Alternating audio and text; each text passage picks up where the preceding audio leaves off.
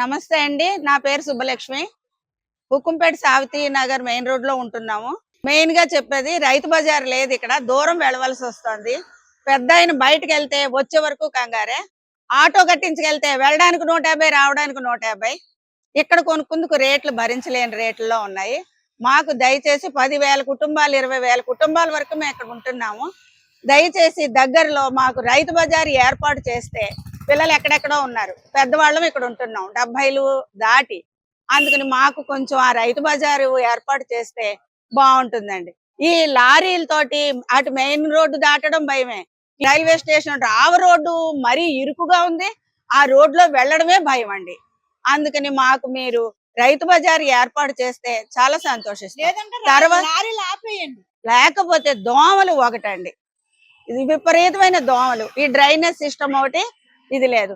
Water అంటారా, క్యాన్లు తెప్పించుకోవాల్సి వస్తుంది. అది చాలా ఇబ్బంది పడుతున్నాం అండి. పెద్దవాళ్ళం క్యాన్లు మోసుకొని తెచ్చుకోలేం, మెట్లు ఎక్కలేం. దానివల్ల ఆ క్యాన్లు తెప్పించుకుని తాగుతున్నాం. అది చాలా ఇబ్బందిగా ఉంటుంది. ఈ సమస్యలను మీరు పరిష్కరిస్తే గవర్నమెంట్ వారు సంతోషిస్తాం.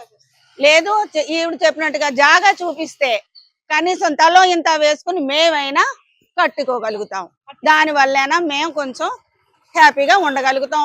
మేము ఇక్కడ హ్యాపీగా ఉంటే పిల్లల దూరంగా వాళ్ళు హ్యాపీగా ఉండగలుగుతారు, ఇంత దూరాన్ని మేము ఉంటున్నందుకు. అందువల్ల దయచేసి మమ్మల్ని అర్థం చేసుకుని మాకు సహకరిస్తారని మేము కోరుకుంటున్నాం. మా సమస్యలు పరిష్కరించండి. పరిష్కరించకుండా మళ్ళీ ఎన్నికలు వచ్చేటప్పటికి ఓటు అంటూ వస్తారు. అప్పుడు ఓటు ఎలా వేయగలుగుతామో, ఎలా వేయమంటారో మీరే ఆలోచించుకోండి. అప్పుడు చెప్పగలుగుతాం మేము మీకు ఏదైనా. ఇంకా అందుకని దయచేసి ఈ ప్రభుత్వం ఇలా ఉండగా మాకు సహకరించండి. ఓట్లు వేసుకున్నాం, గెలిపించుకున్నందుకు మా సమస్యలు మీరు పరిష్కరిస్తే అది మాకు అందంగా ఉంటుంది, అది మీకు బాగుంటుంది. ఒక పరిపాలనా విధానంలో మీకు చక్కగా ఉంటుంది. అది మీరు ఆలోచించుకోవలసిన విషయంగా మేము చూస్తున్నాం.